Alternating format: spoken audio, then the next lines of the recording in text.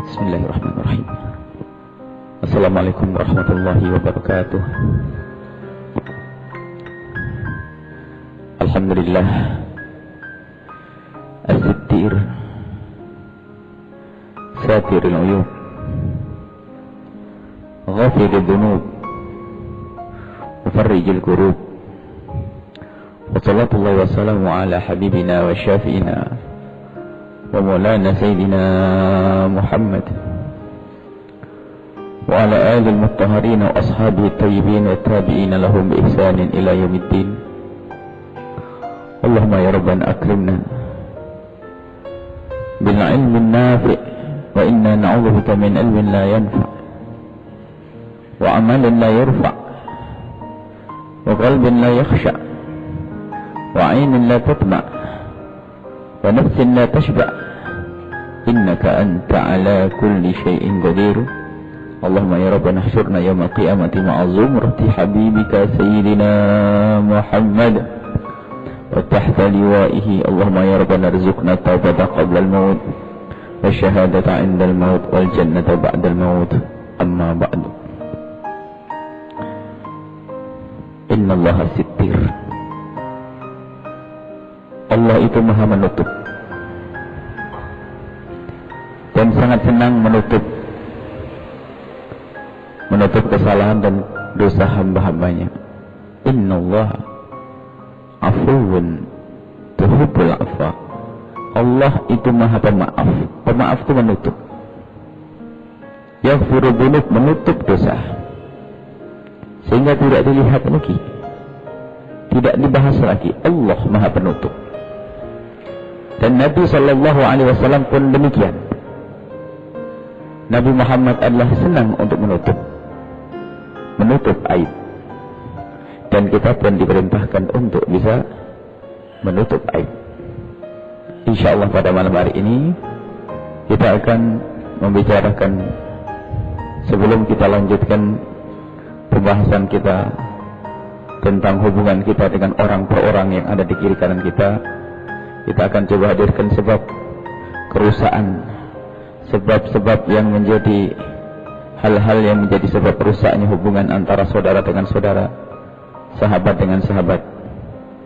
Tapi sebelumnya kita perlu mengulas kembali dari pertemuan yang lalu. Kira-kira sudah ada perubahan atau belum pada diri kita? Cara beristighfar kita sudah berubah atau belum? Waktu kita membaca istighfar, sudahkah kita ingat Allah? Dan sudahkah kita menghadirkan dosa-dosa kita? Langkah pertama yang harus kita hadirkan istighfar. Masih ingat bagaimana cara kita mohon ampun kepada Allah? Kemudian bagaimana hubungan kita dengan orang tua kita? Kemudian bagaimana hubungan kita dengan saudara-saudara kita? Bagaimana dengan anak-anak kita semuanya? Kemudian tadi malam kita membahas tentang hati, ketulusan, ikhlas. Sudahkah kita sehari ini merenung kembali tentang apa yang kami dengar tadi malam untuk mengukuhkan makna keikhlasan di dalam hati? Dan sudahkah kita uji ketulusan di hati kita dengan hal-hal, dengan sedekah misalnya, atau dengan memperbanyak sholat, atau dengan ibadah-ibadah yang lainnya? Sebab segala sesuatu kalau belum diuji belum terbukti. Akan tapi harus kita terus berusaha untuk memahami makna-makna tersebut, kemudian kita terapkan kepada diri kita. Dan jangan lupa rumus keberuntungan sederhana. Kalau ada petuah itu, gunakan untuk diri sendiri, jangan kebayang orang lain. Semua yang kita dengar pada malam yang lalu dan yang akan kita dengar itu, sebelum untuk orang lain, maka jadikanlah itu adalah untuk kita sendiri. Dan itulah secerdas-cerdasnya manusia. Cuman lagi-lagi manusia sering ditutupi oleh hawanya, ditutupi oleh egonya, sehingga yang mudah terlihat adalah kekurangan orang lain, susah melihat kekurangannya sendiri. Sehingga ceramah petuah 1000 ulama pun hanya didengar, yang kebayang di matanya adalah orang lain yang disalahkan, tapi dia sendiri seolah-olah tidak pernah bersalah, atau mungkin karena dia sudah tidak merasa sebagai manusia. sehingga nggak perlu mendengar itu semuanya. Jadi pendengarannya itu untuk dengar untuk orang lain. Di saat berbicara tentang benci, kebencian yang jelek, orang lain. Ghibah yang jelek, orang lain. Tentang segala amalan yang dilihat adalah orang lain. Ini kebiasaan jelek. Maka harus kita terus yakinkan bahwa kalau kita mendengar ceramah atau Al-Quran dibacakan, hadis Nabi dibacakan, ceramahnya para ulama, jadikanlah kita orang yang paling pertama mendengarnya. Itulah ilmu yang manfaat.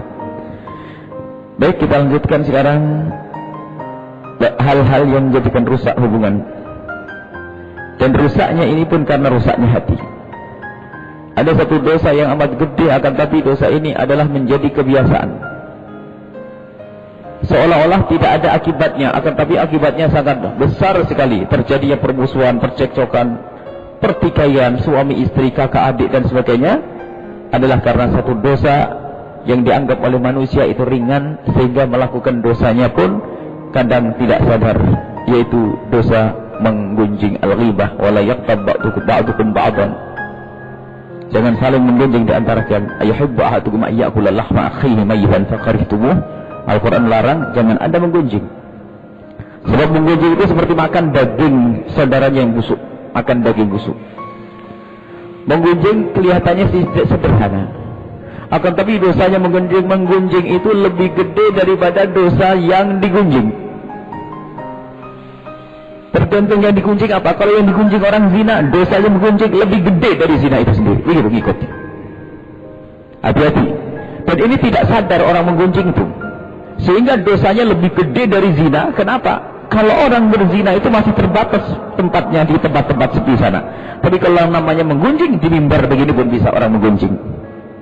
Kalau berzina dengan cara yang khusus, kalau menggunjing bermacam-macam. Kini saja sudah makna gunjing. Atau gini-gini sedang gunjing, karena kita membicarakan orang yang jalannya pincang.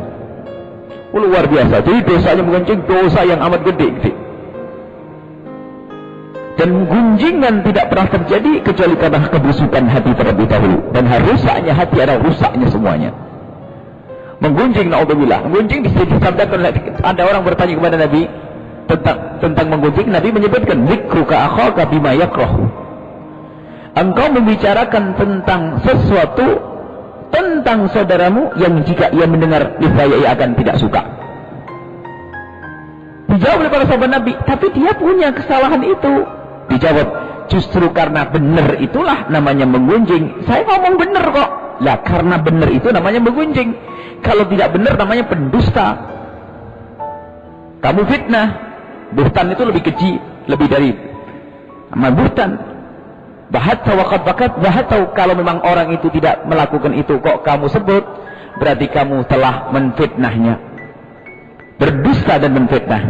Jadi menggunjing itu justru membicarakan sesuatu yang benar terjadi. Dan dosanya sangat gede, tapi ini adalah yang jarang diperhatikan oleh seseorang. Allah. Berbicara si fulan selingkuh, si fulan berzina, si fulan melakukan begini. Allah. Ini adalah dosa yang sangat besar, jangan sampai kita lakukan. Menghabiskan pahala semuanya.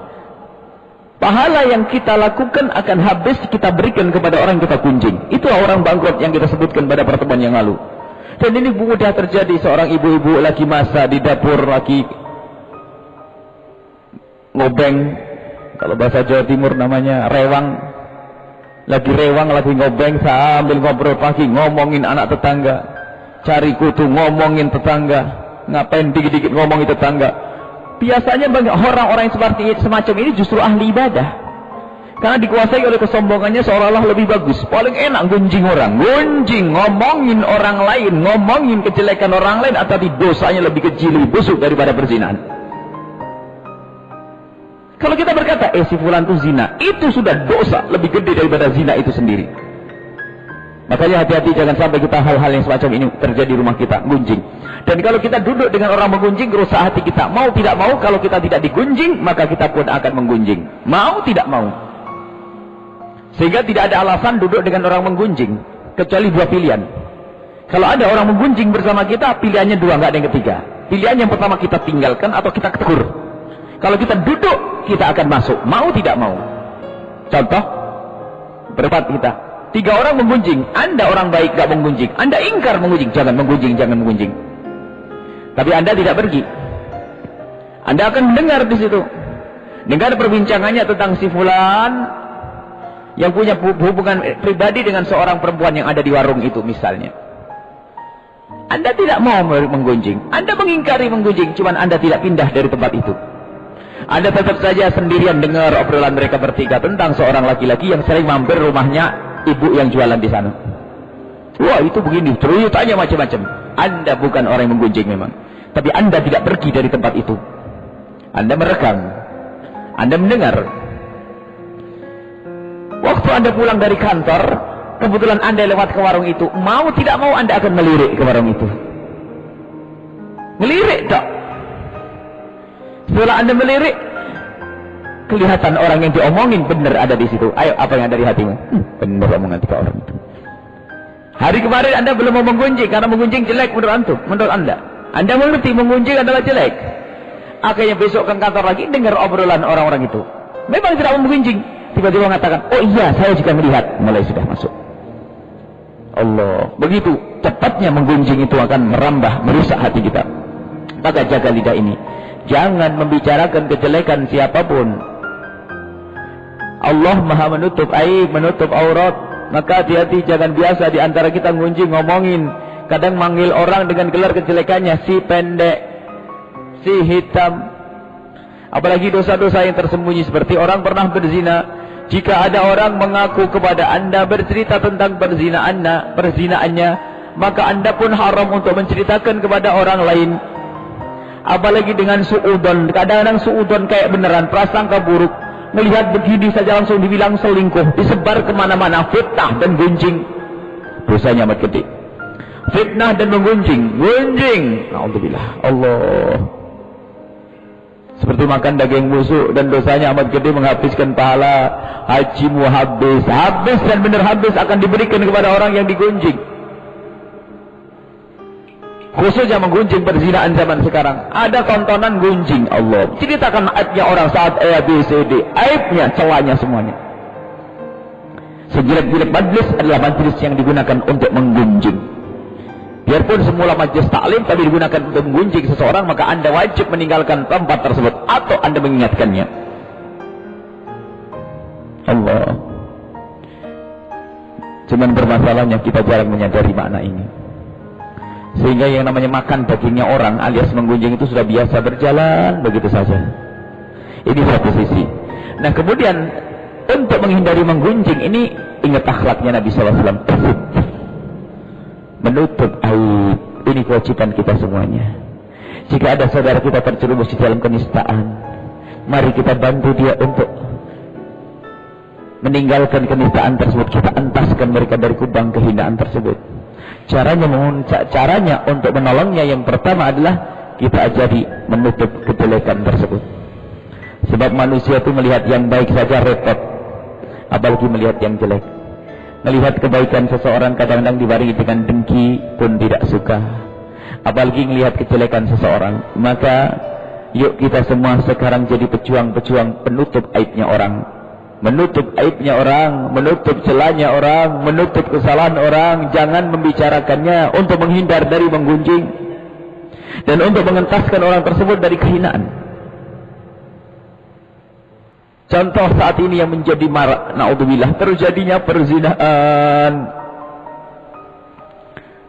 Perzinahan terjadi, masya Allah, di mana-mana. Hati-hati siapapun yang pernah terpeleset dalam hina dan busuknya zina, mohon ditutup. Tidak perlu Anda ceritakan kepada siapapun kecuali kepada Allah.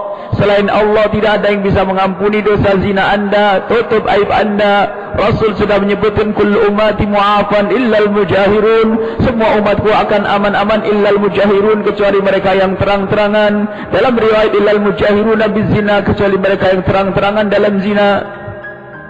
Umatku akan diampuni oleh Allah kecuali yang terang-terangan dalam maksiat, terang-terangan dalam zina.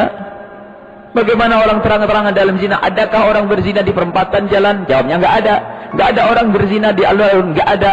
Yang dimaksud adalah orang melakukan zina di malam hari, ternyata di esok harinya dibuka.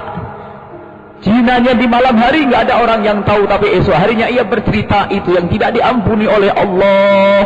Yang pernah terpleset zina, jangan ceritakan kepada bangsa manusia, karena akan menjadikan Allah tidak mengampuni. Tutup dan tutup dan tutup. Sesali dosa itu dan ngadulah kepada Allah. Kucurkan air mata penyesalanmu malam itu kepada Allah. Adukan kepada Allah. Yang pernah terpleset dalam zina, yang pernah terpleset dalam zina, yang pernah terpleset dalam zina, biasakan untuk menutup, jangan ceritakan kepada siapapun. Bahkan jika ada nabi pun tidak perlu kita cerita kepada nabi. Ada orang datang kepada Rasulullah dan berkata, "Ya Rasulullah, aku telah terjerumus dalam zina." Nabi pun menutupinya. "La'allaka lamasta," mungkin engkau hanya bersentuhan. Dijawab oleh laki tersebut, "Ya Rasulullah, benar aku telah berzina." "La'allaka qabbalta," mungkin kamu hanya sekedar menciumnya. "Tidak ya Rasulullah, aku telah berzina." Dijawab oleh Rasulullah, "La'allaka fakhatta," mungkin tidak sampai masuk. "Benar ya Rasulullah, aku berzina." 4 kali. Baru oleh Rasulullah ditegakkan hukumnya, sudah kalau begitu engkau dirajam saja. Dijawab, "Aku lebih milih dirajam di dunia daripada aku dirajam di akhirat ya Rasulullah." Dirajamlah orang tersebut dan meninggal dunia. Satu-satu kisah rajam pada zaman Nabi. Setelah dirajam, orang ahli Madinah itu memandang biji. Ada yang mandang biji, matinya mati dirajam. Apa jawab Nabi SAW? Kalau seandainya ditimbang tobatnya laki-laki tersebut dengan amalnya orang ahli Madinah, niscaya tobatnya orang tersebut akan lebih berat amal itu. Orang bertobat itu luar biasa. Makna lain apa? Nabi menutup. Kalau sudah mengadu kepada Allah akan diampuni oleh Allah. Nabi tidak langsung ngaku. Sekarang ada orang cerita, aku selingkuh, terus di mana tempatnya? Kapan? Terus diikuti, naudzubillah. Menutup aib perzinaan ini, Masya Allah. Awas, jangan bercerita balik. Mungkin ada orang terpeleset. Tutup dan ngadulah kepada Allah. Biarpun kepada orang yang sangat dekat dengan anda. Tidak perlu bercerita, karena manusia akan hanya melihat jeleknya manusia nanti. Ditutup. Pernah mabuk, tidak usah berbangga dengan mabuk. Itu masa lalu, biarkan masa lalu. Semoga Allah mengampuni. Akan tapi menceritakan dosa yang sudah lalu, dosa kepada Allah, maksudnya dosa kepada Allah, adalah menjadi Allah tidak mengampuni dosa kita. Khususnya perzinaan. Jangan ada orang yang mengadu tentang perzinaannya kepada sesama manusia. Nggak usah. Kalau memang ada orang pernah kepleset zina, nggak perlu minta cambuk, biarpun ada negara Islam, sebab mengaku pun tidak disunnahkan. Kalau sudah dosa dengan manusia, kalau sudah dosa kepada Allah seperti zina, segera ditutup, itu saja. Nggak usah minta ke mahkamah, tolong hukum saya. Di dalam kisah yang terjadi pada zaman Nabi, itu dihindari oleh Nabi, masih dialihkan. Mungkin kau hanya menyentuh, mungkin kau hanya begini, masih saja. Sehingga para ulama menjelaskan bahwasanya dosa seperti zina dan yang lainnya, dosa kepada Allah, hendaknya ditutup, jangan ceritakan kepada siapapun, khususnya masalah zina. Allah. Sekarang bicara tentang selingkuh, si fulan selingkuh, si C selingkuh, si D selingkuh. Selingkuh di sini maknanya sudah zina. Menuduh orang berzina, kadang seorang istri ngadu suami saya selingkuh. Menuduh berzina, naudzubillah. Jadi tidak diperkenankan. Bahkan kalau kita mengatakan apakah kamu masih perjaka atau perawan, itu sudah kurang ajar. Pertanyaan yang fitnah. Kalau anda, makanya seorang wanita mungkin pernah melakukan zina, akan tapi tutup aibnya. Kalau menikah dengan seorang laki-laki, ketahuilah, tidak perlu bercerita tentang masa lalunya. Awas, ini kebodohan. Yang bercerita tentang masa lalunya menjadi tidak diampuni oleh Allah. Kalau memang dia menyesal, cukuplah menyesal, menangis kepada Allah Subhanahu wa taala. Maka seseorang bertanya, apakah kamu masih perawan? Itu termasuk bentuk qadzaf. Qadzaf itu termasuk seolah-olah menuduh berzina, maka dia dicambuk 80 kali. Kamu kan zina ya? Kamu begini ya? Dan kadang kebodohan seorang wanita, sudah kepleset dalam zina, tak taunya bercerita lagi. Tidak perlu bercerita kepada siapapun, cukup menyesal kepada Allah. Bahkan suaminya pun tidak perlu tahu kalau itu dosa masa lalu. Karena dosa itu, kalau itu dibongkar, itu pertama apa? Menjadikan dia direndahkan di masyarakat. Satu. Yang kedua adalah menjadi dia mudah putus asa, sehingga keputusasaan itu mengundang dosa yang lebih banyak lagi. Contoh, seorang wanita pernah berzina, Tampaknya dihujat oleh masyarakatnya, digunjing dia bicarakan di situ, semua orang tahu kalau dia adalah pezina. Wanita ini akan dipandang picik oleh siapapun di masyarakat tersebut, yaitu memandang bahwa wanita tersebut pernah berzina. Direndah di depan masyarakat. Lihat, hatinya orang yang busuk akan mengatakan, oh dia pun juga tahu rasanya zina, pasti mau dengan saya. Akhirnya begitu mudahnya mata-mata jalang, mata-mata jahat untuk mencoba dekat kepadanya. Itu musibah lagi. Sisi lain, seorang wanita itu karena dia sudah merasa direndahkan di masyarakatnya, ia bisa menjadi putus asa dan berkata, pun orang lain sudah tahu saya berzina, kenapa saya harus tahan-tahan berzina? Makanya perzinaan semakin marak. Nah, kalau sudah perzinaan menjadi marak, ketahuilah musibah Allah akan diturunkan lahir dan batin. Jadi menutup aib. Kalau anda melihat, mendengar orang ngadu kepada anda tentang perzinaan, maka ajari yang pertama kali untuk menolong orang tersebut adalah ajari untuk menutup aib tersebut, dan ajaklah untuk berjanji agar tidak diceritakan kepada siapapun. Sebab kalau dia bercerita kepada bangsa manusia, maka menjadi sebab Allah tidak mengampuni dosanya. Seorang wanita menikah dengan seorang laki-laki, suasana bahagia mewarnai kehidupan mereka berdua. Dijalani hidup penuh dengan candaria. Berjalan 3 bulan. Biasa wanita di saat merasa hatinya tersanjung, kadang menjadi berlebihan hatinya. Wanita tersebut, yakni sang istri, merasa tersanjung karena baiknya sang suami, karena indahnya perilaku sang suami. Maka sang istri tiba-tiba mengadu, berkata kepada sang suami dibaringkan dengan tetesan air mata, yang isinya adalah mengungkapkan terima kasih dan rasa malu. Terima kasih atas kebaikan sang suami dan rasa malu. Karena apa? Merasa bahwasanya dirinya tidak pantas menjadi seorang istri bagi seorang laki-laki soleh dan baik seperti itu. Lalu berkata wanita tersebut, abang teramat baik untuk saya. Saya tidak pantas jadi istri abang kalau begini nih. Tersanjung, sebetulnya pengen rayu, tapi rayunya orang bodoh, ngerayunya orang yang nggak pernah ngaji. Sang suami berkata, adik sangat baik, adik sangat baik, adik sangat baik, saya bangga punya istri seperti engkau dek. Tapi sang wanita tetap saja berkata, tidak bang, saya ini kotor sebetulnya, abang terlalu baik. Jadi selama ini saya merasa bersalah terus kepada abang. Enggak, adik baik, kamu tuh baik untuk saya. Kamu mengabdi kepadaku baik, santun perilakumu, sholatmu baik, semuanya baik. Tapi sang istri masih saja karena tersanjung dan dia tidak punya ilmu, dia bodoh berkata, bener bang, sambil nangis, aku tidak pantas abang, saya itu seolah pengkhianat. Abang baik sekali dengan saya, abang terlalu baik, tapi saya ini kotor. Sang suami, ada apa? Nggak apa-apa, kamu baik kok. Abang bener bang, saya ini kotor, nggak pantas buat abang, maafin saya bang. Ayo, saya maafkan karena kamu istriku. Bener bang, tapi saya masih kurang puas, abang takut belum maafkan. Kenapa? Apa? Tapi abang bisa terima saya kan? Lah, gimana tidak aku terima wong kamu istriku kok? Bener bang, apapun bentuknya aku. Iya, kamu istriku, kamu orang baik, kamu orang soleha. Sambil menangis sang wanita tersebut berkata, abang bener bang, abang baik sekali dengan saya. Saya tidak pantas menjadi istri abang. Tapi mohon maaf bang ya, segala kekurangan saya dimaafkan. Aku maafkan dek, engkau aku maafkan. Memangnya kenapa sih abang? Sambil nangis, ngerayu-ngerayunya orang bodoh. Abang, saya itu sungguh merasa bersalah selama pertama kali kumpul dengan abang. Abang sangat baik dengan saya gini-gini. Tapi hati saya menjerit. Saya itu pendusta. Saya itu tidak bersih yang abang duga. Kenapa adik?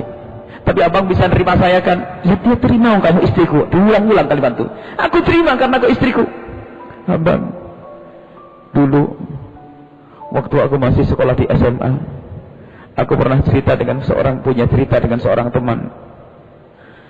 Saking dekatnya aku dengan dia, hingga sampai suatu ketika aku melakukan zina abang. Itulah yang menjadikan saya beban. Abang baik, tapi saya khianat. Saya melakukan zina. Sang suami terkaget dan menangis, dan dirangkullah sang istri. Sang istri nangis, abang memaafkan saya kan? Aku maafkan dek. Aku maafkan dek, sambil dirangkul itu sang istri. Dan dirangkul, tiba-tiba sama sang suami dilepas. Setelah dilepas, kata sang suami, kita selesaikan urusan kita. Ditinggallah sang wanita tersebut karena kebodohan dan kedunguannya. Karena kebodohan dan kedunguannya. Padahal dosa seperti itu seharusnya tidak ceritakan kepada siapapun. Semestinya ia berperan menjadi seorang wanita solehah. Sebab dosanya itu dosa dia dengan Allah, sesali, menangis dan berjanji tidak akan mengulangi lagi. Sudah cukup. Gak usah menjadi wanita bodoh lalu bercerita kepada suaminya. Tidak ada syariat semacam itu. Seorang laki-laki pun demikian. Mungkin kepleset waktu itu masa mudanya. Ia melakukan zina. Cara berbatnya adalah tutup. Dan menangis kepada Allah. Ngadu kepada Allah. Gak usah cerita. Sebab dengan begini akan menjadi direndahkan. Akhirnya tinggalkan wanita tersebut. Ini kejadian betul di kota kita ini. Karena kebodohan. Hei para wanita. Masa lalu adalah yang harus kita jadikan pelajaran untuk kita. Kalau ada orang pernah terpeleset mabuk-mabukan, gak usah cerita kepada siapapun kalau dia jago mabuk. Yang pernah melakukan zina tolong ditutup. Tutuplah zina dirimu sendiri. Jangan ceritakan kepada bangsa manusia. Bangsa manusia tidak bisa memberikan maaf. Bisanya hanya ngomong kejelekan. Maka nggak usah cerita kepada siapapun. Maka kalau anda bisa menutup dan tidak cerita, tanda akan diampuni oleh Allah. Dan yang mendengar kisah tersebut pun awas, wajib. Paling repot itu dengar kisah-kisah begitu. Makanya kalau ada orang curhat kepada kami itu paling berat kalau kita dengar kisah semacam itu. Saya pun tidak boleh cerita kepada siapapun, biarpun kepada istri sendiri. Nggak boleh, haram saya menggunjing. Misalnya ada orang curhat, ya mungkin karena dia pengen tobat benar, lalu ngadu kepada kami, bercerita tentang kisah berzinaannya. Kemudian setelah itu kita beri nasihat. Nasihat pertama adalah, berjanjilah engkau untuk tidak cerita kepada siapapun. Cukup karena sudah terlanjur cerita. Aslinya kepada saya pun tidak perlu cerita. Cuman barangkali karena anda menduga saya bisa menyelesaikan masalah, lalu anda ceritakan, maka saya pun berjanji, wallahi saya demi Allah tidak akan cerita kepada siapapun. Saya sendiri itu berat dengar kayak begitu tuh. Karena kalau saya keproject ngomong kepada Siti, itu begini, saya lebih gede dari zina dosa itu. Makanya hati-hati jangan ngomongkan perzinaan seseorang. Biarpun anda tahu, anda melihat sendiri, tidak berhak anda bercerita kepada siapapun. Anda melihat si fulan berzina di mata anda. Tak bisa kita berkata si A berzina. Kalau dilaporkan ke hakim, saya melihat si fulan berzina, wahai hakim. Berapa orang kamu? Satu, saya sendirian. Kamu dicambuk. Harus 4 saksi. Sehingga dosa yang namanya zina itu baru bisa diangkat ke mahkamah dengan 2 cara. Pengakuan dari orang yang melakukan zina. Dan mengaku pun tidak diharapkan dan tidak dihimbau. Karena ini dosa kepada Allah, bukan dosa kepada manusia. Yang melakukan zina, tidak usah ngajukan ke mahkamah. Ngadep saja kepada Allah, selesai. Yang kedua adalah dengan 4 saksi. Jadi orang menyebut perzinaan seseorang, kalau tidak dengan 4 saksi, maka mereka akan dicambuk 80 kali. Namanya qadzaf.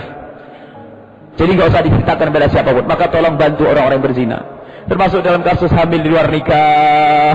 Satu kampung tahu semua kalau si fulanah, si perempuan ini hamil di luar nikah. Maka ini kebodohan manusia satu kampung, sak kiai-kiainya.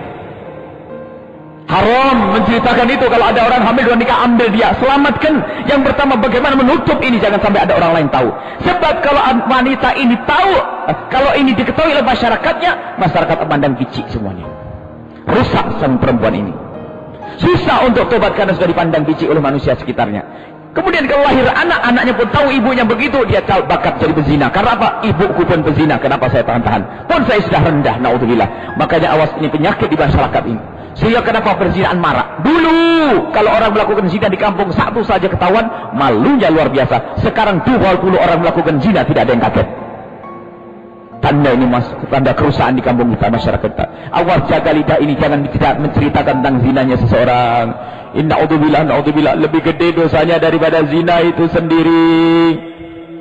Tolong dijaga, jangan sampai. Maka tolong dibantu jika ada orang terpeleset dalam zina. Mungkin orang itu adalah pelacur di kampung sana. Mungkin di kota sana menjadi pelacur berat, tapi datang ke sini tobat, setting dia menjadi seorang wanita salehah. Cerita. Kalau pengen diampuni oleh Allah, jangan ceritakan masalahmu. Selesai. Menikahlah dengan seorang laki-laki dan jangan cerita sampai kau mati. Lihat, dia akan hidup terhormat di rumah tangganya. Masa lalu adalah masa lalu. Ini pendidikan yang harus dihadirkan di masyarakat kita. Banyak orang kasus-kasus datang hamil luar nikah dan ini sebagainya. Sungguh kita tuh tidak ingin mendengar cerita semacam itu, akan tapi zaman rusak. Ada anak SMP 2 tahun datang dalam keadaan hamil. SMP kelas 2 hamil luar nikah. Kalau tidak kita didik bagaimana menyelamatkan dia, kehormatannya, lihat. Dia akan semakin hina di SMP-nya nanti. Di masyarakat yang akan dihinakan oleh Allah. Maka tugas kita semua menutup aib. Innallaha zikir. Allah senang menutup aibnya orang. Kita pun harus senang menutup aibnya orang, diajari untuk tidak bercerita kepada siapapun. Maka menolongnya orang yang melakukan zina pertama adalah menutup aib. Baru setelah itu nasihat, baru terus solusi secara nyata. Ini yang harus dihadirkan. Banyak di masyarakat perzinaan terjadi. Khususnya hamil luar nikah itu sekarang sudah menjadi budaya. Na'udzubillah. Terjadi di mana-mana hamil luar nikah. Itu kehinaan, itu busuk. Maka dari itu, kalau Anda melihat orang yang seperti itu, tolong diajari untuk menutup aib mereka. Anda panggil, dudukkan bermasalahnya, dan sadarkan makna ini. Sehingga di dalam istilah Islam itu ada taghribu amin. Orang berzina setelah dihukum, itu dijauhkan 1 tahun. Maksudnya Pak, biar terputus dari masyarakatnya, sehingga masyarakat tidak selalu mengomonginnya, gunjingnya. Sebab kalau masyarakat ngomongin dia, musibah di dua-duanya. Yang diomongin semakin putus asa, yang ngomongin gunjing, dosanya lebih gede dari yang berzina. Habis rusaklah umat ini. Bicarakan tentang perzinaan seseorang. Maka 2 cara. Hei orang yang pernah terpeleset dalam zina, awas tutup mulutmu, jangan ceritakan kepada siapapun. Terjadi kejadian malam hari, biar Allah yang tahu. Di siang hari tutup, menangislah kepada Allah.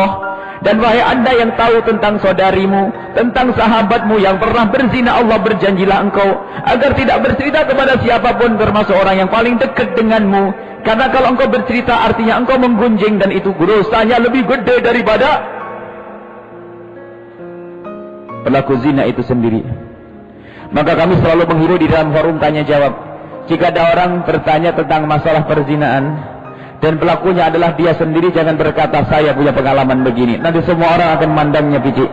Katakan bahasanya, gimana Buya hukumnya kalau ada orang begini, kisahnya seolah orang lain yang terjadi, tanpa menyebut nama kan. Tapi kadang-kadang karena kebodohan, Buya saya begini, dipetik orang semuanya. Loh, ini berzina berarti. Lihat, langsung berubah pandangan manusia itu semuanya. Yang hatinya kotor akan menggoda dia. Karena Pak, oh dia sudah pernah berzina. Ini yang harus dihadirkan pada malam hari ini. Menggunjing khususnya masalah perzinahan, tolong dijaga. Dan takutlah kepada zina. Siapapun dari kita hendaknya takut pada zina. Muqaddimah zina. Kebusukan zina. Dan untuk menghindar dari perzinaan itu adalah mudahkan pernikahan. Zaman-zaman rusak, godaan saat ini luar biasa. Sebab zina kita beli di rumah kita, televisi acaranya pun merusak, membangkitkan syahwat, film-film dan sebagainya. Belum sekarang adanya internet. Sebab perzinaan saat ini lebih banyak daripada zaman dahulu. Takutlah, zina adalah sebab kefakiran di dunia dan di akhirat. Zina adalah kebusukan di diri, zina adalah kebusukan di keluarga, zina adalah kebusukan di masyarakat. Aib zina akan selalu nempel di jidat kemanapun dia pergi. Kalau ada orang kafir masuk Islam, cukup dengan masuk Islam orang berbangga dan hilanglah masa lalunya. Tapi kalau seseorang telah dicap dia berzina sepanjang masa, zina itu akan nempel di jidatnya, tidak akan selesai-selesai.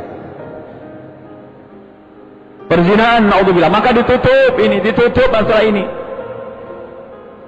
Banyak kasus itu jadi pelajaran, masya Allah.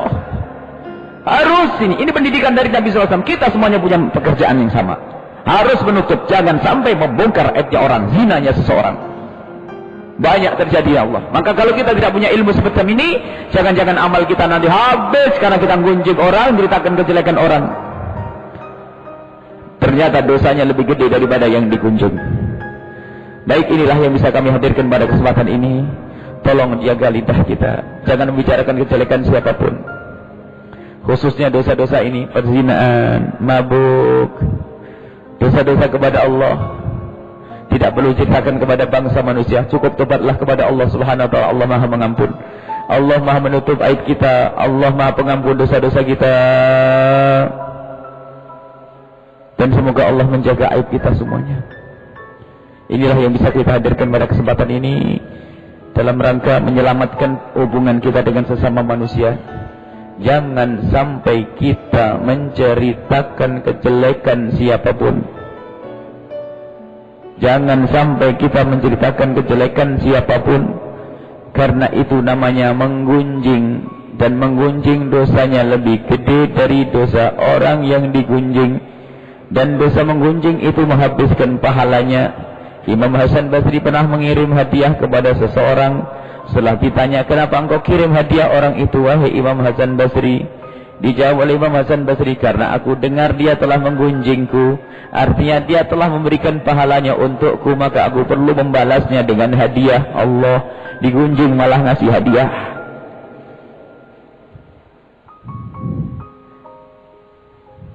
Ada orang lagi datang kepada Imam Hasan Basri, bercerita tentang kejelekan seseorang, langsung diusir dari majelisnya. Ini majelis mulia, jangan kau kotori dengan lidahmu yang kotor. Pergi, tinggalkan tempat ini. Jangan sampai kita ikut-ikutan urusan menggunjing, gosip. Allah. Dan ini adalah ternyata disebutkan oleh Imam Ghazali, kerjaannya ahli ibadah. Gunjing kerjaannya ahli ibadah. Yaitu tadi, sambil nongkrong, nggak sadar gunjing. Kalau diingatkan, memang benar terjadi kok gunjing. Ya itu yang benar terjadi, itu gunjing. Termasuk masalah perzinaan. Jadi khusus perzinaan ini sangat spesial, saya sebutkan. Ayo kita rame-rame sekarang bareng-bareng bagaimana mengajari orang-orang yang terjerumus dalam zina itu untuk menutup aibnya, agar tidak mengundang perzinaan semakin marak. Sebab kalau sekelompok wanita di rumah itu, jujur saja, sebuah keluarga anak perempuan 5 bersaudara, satu kampung tahu kalau rumah itu perempuan itu semuanya pezina. Kira-kira orang yang datang ke tempat itu siapa kira-kira nanti? Orang yang hatinya jelek pasti kalau pengen cari perempuan langsung ke tempat itu. Jadi kalau sudah dicap jelek itu mengundang orang merendahkannya, sehingga akan membuka pintu perzinaan lebih lebar lagi. Tapi kalau ada orang berzina kita tutup, Masya Allah kita ajari. Wajib kita menutup, dan pahalanya gede wahai kaum muslimin.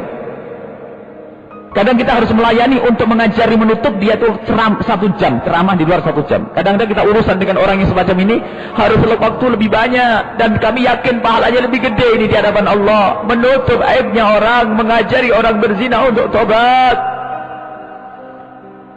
Mengajari orang berzina untuk tobat.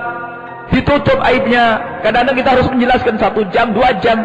Agar dia sadar, ngerti, dan bisa menutup aibnya. Tidak boleh cerita kepada siapapun. Jangan sampai dilalaikan masalah ini.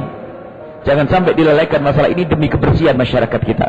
Sehingga dia diampuni oleh Allah, masyarakat kita baik semuanya. Yang dosanya ditutup oleh Allah, ditutup dari matanya manusia. Sehingga keluarga kita pun akan nyaman.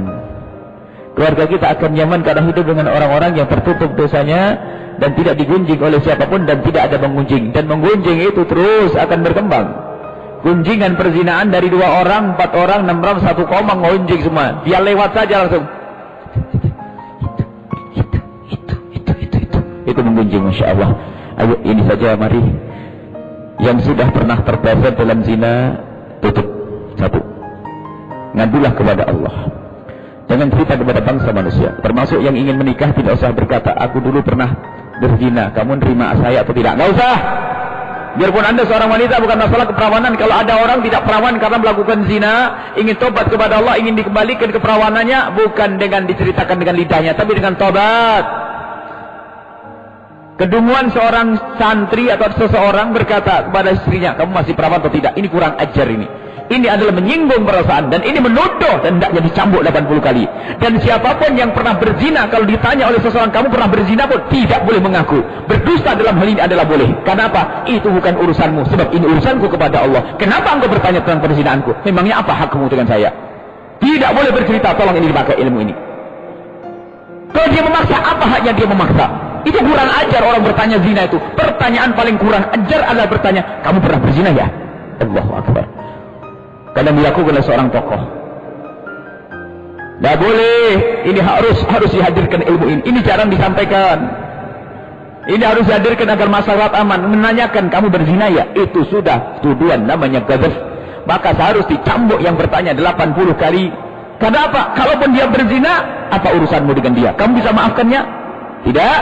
Maka tidak boleh menjawab jika ada orang ditanya, pernahkah kamu berzina? Bahkan berdusta dalam hal ini boleh. Enggak, astagfirullahaladzim. Katakan begitu. Astagfirullahaladzim. Kamu ini pertanyaan apa? Tidak boleh. Iya, saya baru sekali, 2 kali. Biarpun sekali itu dosa kepada Allah. Akan menjadi sebab dosa itu tidak diampuni oleh Allah Subhanahu wa Ta'ala. Ini saja yang bisa kami hadirkan. Semoga kita semuanya bisa menutup aibnya orang lain, dan semoga kita juga bisa menutup aib kita sendiri, agar Allah membersihkan masyarakat kita dari perzinaan, pergunjingan dan lain sebagainya. Ya, gunjing. Bicarakan kekurangan orang. Jangan sampai terjadi masyarakat kita, di rumah kita. Ini saja yang bisa kami hadirkan pada sempat ini. Jangan lupa masih ada malam-malam berikutnya. Apa itu? Malam 29. Yang insya Allah besok kita akan lanjutkan hubungan suami istri. Tolong istrinya dibawa. Kalau dia perlu mendengar, insya Allah besok istrinya akan dapatkan wejangan khusus. Suami dibawa ibu kalau bisa. Dan insya Allah tidak ada yang tersinggung di esok hari. Semuanya akan merasa perlu belajar keindahan dalam rumah tangga. Karena silsilahnya memang orang rumah tangga. Baru nanti tanggal 28 adalah masalah pegawai-pegawai di rumah kita. Yang insya Allah ada silsilah sampai selesai tanggal 29. Sempurna hubungan kita dengan Allah, hubungan dengan sesama manusia. Kemudian yang terakhir tadi malam sudah kami sampaikan, ikhlas ya. Sepintas masalah ikhlas. Perangi ikhlas dengan praktek. Perangi riak dengan mempraktekkan amal. Sholat di depan orang 10 rakaat. Lakukan sholat saat sendiri 10 rakaat. Kemudian kami juga mengungkit tadi malam tentang bagaimana kita mau beramal baik dengan harta kita, bersedekah dengan harta kita. Dan malam kami paparkan Nabi tidak pernah meminta. Karena meminta itu bikin malu orang. Sehingga kadang ngasihnya bukan karena Allah, karena malu. Maka jangan sampai terjadi semacam itu. Semalam kami habarkan bahwa kami hanya menyampaikan seperti yang pernah dilakukan Nabi. Kalau ingin membawa orang kepada kebaikan, cukup pamerin kebaikan. Ini loh kebaikan ini. Ini akan berang di jalan Allah. Siapa yang ingin baik ini? Siapa yang ingin ayo? Siapa yang ingin berebut orang? Maka semalam kami sampaikan bahwa di pondok pesantren banyak program. Di antaranya ada program-program pembangunan yang semuanya itu adalah kader untuk para santri. Kita ada santri yang itu semua kita kader, dan kami punya rencana beda. Kami punya rencana bimbingan dari guru kami bahwasanya di Pondok Al-Bahjah tidak hanya mendidik santri saja, akan tapi kata guru kami, setelah kamu didik harus diarahkan. Makanya kita harus punya banyak tempat nanti. Mungkin pondok-pondok yang banyak. Jadi kalau bisa sampai ditempatkan. Bahkan mungkin disekolahkan ke tempat yang lebih lagi untuk bisa memenuhi kebutuhan masyarakat nanti. Dan itu pondok terus berkembang, pembangunan terus berkembang, dan semuanya perlu biaya, dan alhamdulillah semuanya beres. Berjalan begitu saja, tidak pernah susah semuanya. Rezeki akan datang terus. Akan tapi hanya kami sampaikan, kami kabarkan, dan ini akan terus kami ulang, karena bulan Ramadan adalah bulan dermawan, bulan karim, bulan mulia, bulan mudah orang berinfak, bulan Allah melipat gandakan pahala. Jadi program di pondok pesantren itu banyak sekali. Pembangunan aula yang jumlah butuh duit ratusan juta. Kemudian pembangunan pondok putri butuh duit miliar, berapa 1, berapa M. Kemudian juga ada pembangunan lokal sekolah, itu tidak tahu jumlahnya berapa. Ini hanya kami sampaikan dengan harapan nanti ada yang bisa mendoakan tempat tersebut agar semakin dimudahkan oleh Allah. Dan semoga ada yang bertemu dengan Lailatul Qadar, artinya di saat itu tergerak hatinya untuk berbuat baik. Dan kami masih ingat, semalam kami selalu mengingatkan bahwa jangan berdoa untuk pondok dengan doa yang tidak menjadikan banyak kebaikan untuk orang. Misalnya, ya Allah, kirimkan ke pondok tambang emas, enggak usah begitu. Kami tidak ingin punya tambang emas di pondok. Kami tidak ingin di pondok menggunakan batu emas 60 kilo, enggak perlu. Kita ingin begini doanya, ya Allah, kirimkan ke pondok pesantren itu orang-orang ikhlas dan orang ahli surga. Itu saja. Jadi ingin kita itu justru orang, biaya itu dari orang semakin banyak, berarti teman-teman menuju surga nanti banyak. Ya Allah, kirimkan ke pondok pesantren orang-orang ikhlas yang bisa membiayai pesantren ahli surga. Itu saja sudah doa yang pertama. Masih ingat? Doakan ahli surga biar ke pondok sana. Yang bukan ahli surga nggak usah nyumbang.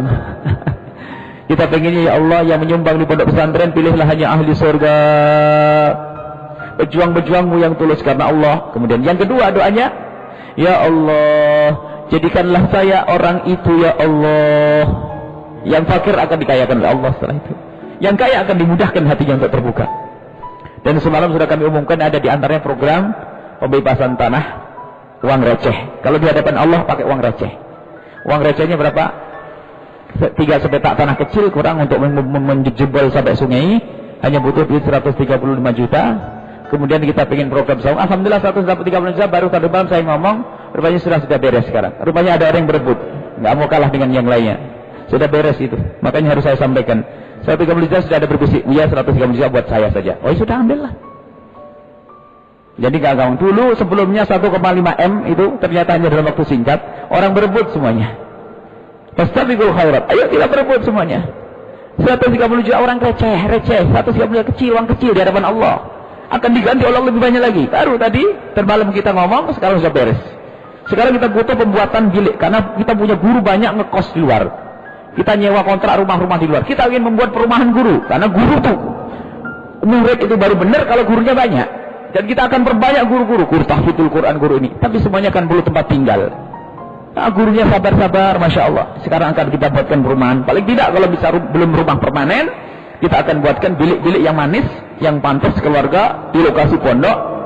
Dan kita tanya kepada insinyur kita, panitia pembangunan, ya kalau untuk bilik-bilik sementara buatlah 10 sampai 20 bilik. Karena gurunya banyak kita.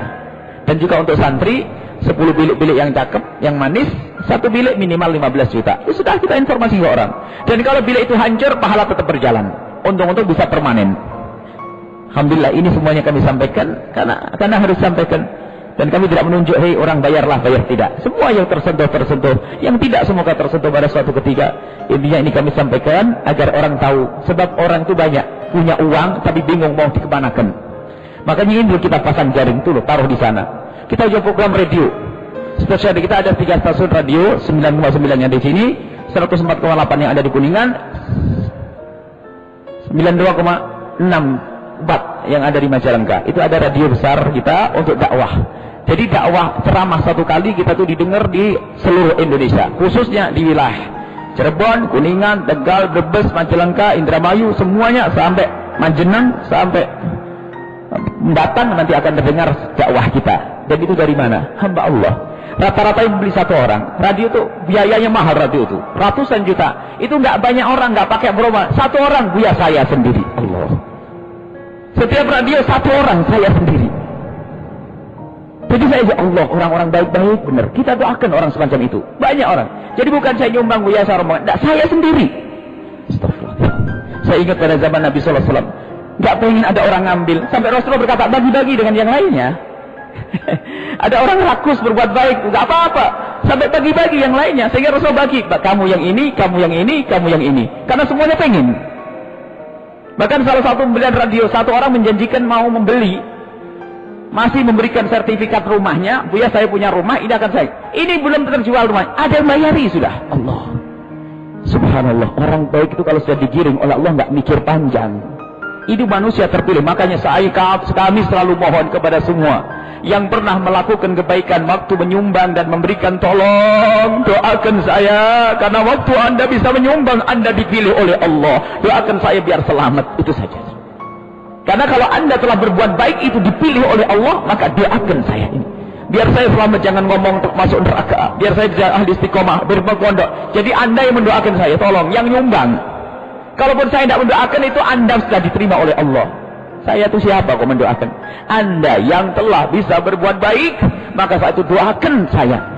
Saya selamat, anak saya, keturunan saya, pondok manfaat dan sebagainya. Ini yang bisa kami sampaikan. Ternyata uang receh. Kalau di hadapan Allah uang merek receh. Ada lagi tanah di tempat lain. Cuman kita merencanakan pondok ini lokasinya harus terbesar lagi karena program terus berkembang dan berkembang. Termasuk di antara yang kita juga merencanakan pembuatan stasiun televisi, dan kita akan membuatkan studio. Pokoknya harus berkembang dakwah ini. Kalau ditanya punya duit, ya kaya banyak. Kalau duit tinggal ngadu kepada Allah, kita minta kepada zat yang tidak pernah kurang. Kalau tanya di saku tidak ada duit, adanya siwak ini ya. Cuman insya Allah lihat, Allah maha kaya dan Allah maha menggerakkan hati. Lihat orang yang hari kemarin kikir, kalau sudah diambil oleh Allah tidak pernah peduli. Dan gila rindu kebaikan, namanya junun, ada seperti istilahnya. Orang gila melakukan kebaikan itu adalah menurut orang lain gila. Oh dia begitu banyak kok dikasihkan. Kalau dia 200 juta kan lumayan itu buat bisnis, buka toko. 1 miliar buat toko, buat perusahaan, kan begitu. Tapi kalau sudah diambil hatinya oleh Allah, lihat sudah nggak pandang itu. Nah, yang dilihat adalah nanti kehidupan setelah di dunia ini. Dan kita menemukan zaman sekarang. Zaman dulu ada, zaman sekarang ada. Zaman dulu ada wali kutub, zaman sekarang juga ada wali kutub. Zaman dulu ada orang dermawan, zaman sekarang ada orang dermawan. Ini hanya sekedar menyampaikan, ternyata 130 juta yang saya inginkan semalam itu yang kami sampaikan sudah beres dan tidak usah dipikirin. Tinggal yang lainnya lagi, pembangunan aula itu perlu ratusan juta karena besinya minjam dari orang lain. Tolong ini mohon didoakan agar dikirim ahli surga ke tempat ini. Kemudian pembangunan pondok putih, pokoknya banyak program di sana. Kemudian stasiun radio, ini pembuatan televisi. Kemudian ini pembuatan rumah bilik atau rumah guru ini. Kalau seandainya bisa permanen, bagus. Paling tidak kita membuat 15 rumah kamar. Ada kamar mandi, ada satu kamar, tidak apa-apa. 15 atau 20. Kalaupun belum bisa dengan permanen bangunan tembok, kita pakai saung-saung, pakai bilik-bilik yang cantik, itu bisa bertahan 15 tahun. Dan kalaupun itu hancur, tetap pahala mengalir dan lebih gede lagi. Karena apa? Pemahaman yang salah di kampung ini tolong dirubah. Musola reyot mau dibongkar, nggak jadi-jadi. Kenapa? Nanti yang sedekah dulu bagaimana? Nggak dapat pahala dong. Nah, ini kebodohan ustadznya. Kalau musola rusak ini dibongkar, bro, kemudian diganti dengan musola lebih gede, maka ketahuilah pahalanya yang membangun yang pertama 2. Pahalanya musolanya kecil tetap jalan, plus musola gede. Kenapa? Tidak ada musola gede kecuali gara-gara musola kecil. Jadi gitu. Jadi kalau bilik nanti dihancurkan, diganti dengan bangunan permanen, pahalanya bangunan permanen dapat, dan biliknya juga dapat. Karena bangunan permanen ada karena bilik tersebut. Ini saja insya Allah yang kami sampaikan untuk nyambung tadi malam. Kita yakin semoga ahli surga banyak, semakin banyak ahli surga. Kita berjuang terus. Dan tolong para dai dan ustadz jangan khawatir sudah. Kita urusannya dengan Allah yang Maha Kuasa. Makanya kadang programnya para ustadz itu kadang-kadang aneh. Belum sini beres sana dulu. Bismillah pokoknya. Karena kita tidak gantung kepada saku. Kalau gantungkan di saku saya tidak bangun-bangun. Mau beli semen satu sak aja bingung cari duit ya. Tapi kalau jangan gantung kepada Allah Subhanahu Wa Taala, insya Allah akan mudah. Dan beginilah caranya, jangan sampai kita tidak mengunjuk. Hei fulan, bayar saya 10.000. Ini adalah mengambil dengan pedang, seperti mengambil dengan pedang. Tunjuk, kamu ini orang kaya, tidak nyumbang-nyumbang. Mana? Saya penfitnah. Saya telah ngajari dia tidak ikhlas. Maka tidak ada. Dan mohon maaf tidak pernah saya sebut kalau urusan dengan saya itu kami gitu. Si fulan telah nyumbang berapa ratus juta di Majelis Al-Bahjah, nggak ada. Anda tidak bakal mendengar itu sampai mati. Karena apa? Anda tidak mendengar. Kami tidak menginginkan Anda menjadi ahli riya. Cukup Allah yang tahu. Akan tapi insya Allah didoakan oleh semua jamaah. Tolong doakan para hadirin, orang yang telah berbuat baik di pondok pesantren Al-Bahjah dan pondok pesantren yang lainnya tentunya, baik dengan hartanya atau pikirannya atau tenaganya atau panjatan doa. Doakan mereka semoga Allah berikan keikhlasan, semoga amal yang mereka lakukan bisa diterima oleh Allah. Itu keabadian yang sesungguhnya. Dan hartamu adalah yang engkau berikan, bukan yang kau tinggal hakikatnya. Ada satu ketika di hadapan Nabi, Rasulullah bertanya, masih adakah korma itu? Masih adakah daging itu? Dijawab oleh Sayyidina Ali, sudah habis semua ya Rasulullah. Tinggal ini, sampil. Tinggal apa? Secuil daging. Dijawab Rasulullah, semuanya tertinggal. Yang habis justru ini. Jadi yang kita berikan di jalan kebaikan itu yang bakal abadi. Yang kita simpan, kita tumpuk di rumah itu bakal hancur. Ditinggal diwaris, belum tentu setelah diwaris dijadikan sedekah, belum tentu. Kalau diwaris oleh anak kita, belum tentu jadi kebaikan nanti. Tetapi anak pun harus dipikirkan. Memang iya. Ini saja yang bisa kami sampaikan. Semoga memang harus program-program kebaikan disampaikan semuanya. Termasuk diantaranya kami sampaikan ini, promosi lawang dunia saja dipromosikan, kenapa akhirat tidak dipromosikan? Propaganda. Sekarang ada program di Pondok Pesantren Al-Bahjah, ada dakwah. Sabtu pagi pengajian rutin, Ahad pagi pengajian rutin, tolong sisihkan. Kalau malam Selasa di sini tempatnya malam Selasa. Setiap malam Selasa, Senin malam Selasa selain Ramadan ada di sini. Kemudian di mana? Di Pondok Pesantren setiap Sabtu pagi tafsir, Ahad pagi hadis, malam Ahad ada di Ru, di Cirebon hanya ini saja. Kemudian juga ada acara misalnya di Cirebon TV setiap malam Jumat. Kemudian ada radioku. Ini harus sampaikan ini promosi dakwah nih harus ini. Kalau di masjid ini jualan nggak boleh. Saya punya dagangan bangkrut nanti. Nggak boleh di masjid. Tapi kalau urusan dakwah kan di khutbah pun perlu disampaikan. Nggak ada masalah. Karena untuk dakwahnya. Sebab ada orang yang nggak bisa malam Minggu, bisanya malam Ahad, malam Sabtu atau hari Sabtu nggak bisa ini.